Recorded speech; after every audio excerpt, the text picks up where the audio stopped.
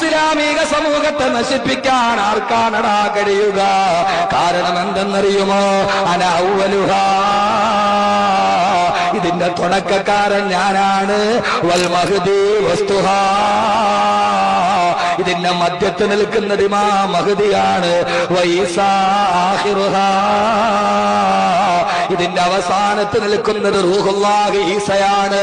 മുമ്പിൽ നിൽക്കുന്നത് ഞാനാണടാ, നടുവിൽ താങ്ങി പിടിക്കുന്നത് ഇമാം മഹ്ദിയാണടാ, ഇതിന്റെ അവസാനം നിൽക്കുന്നത് റൂഹുല്ലാഹി ഈസയാണടാ. ആർക്കാണ് എന്റെ സമൂഹത്തെ നശിപ്പിക്കാൻ കഴിയുക? ആർക്കാണ് എന്റെ ഇസ്ലാമിക സമൂഹത്തെ തകർക്കാൻ കഴിയുക? എത്ര അബൂ ഖുറൈബുകൾ ജനിച്ചാലും, എത്ര ഖുർആനുകൾ പിച്ച് ചീന്തിയാലും, എത്ര മുസ്ലിമീങ്ങളുടെ ശിരസറ്റ കബന്ധങ്ങൾ കൊണ്ട് പേരോട്ടം നടത്തിയാലും, ഏടക്കാണ് ബോംബുകൾ വർഷിച്ചാലും, എത്ര നാപ്പാം ബോംബുകൾ ഉണ്ടായാലും, ആയിരക്കണക്കിന് ബോംബുകളെ സംവിധാനിക്കുന്ന പെന്റഗൺ എത്ര കുതിച്ചുയർന്നാലും, എന്റെ സമുദായത്തെ നശിപ്പിക്കാൻ, എന്റെ സമൂഹത്തെ ഈ ഭൂമിയിൽ നിന്ന് പിടിച്ചു മാറ്റാൻ, തുടച്ചു മാറ്റാൻ ഒരു മനുഷ്യനും കഴിയില്ല.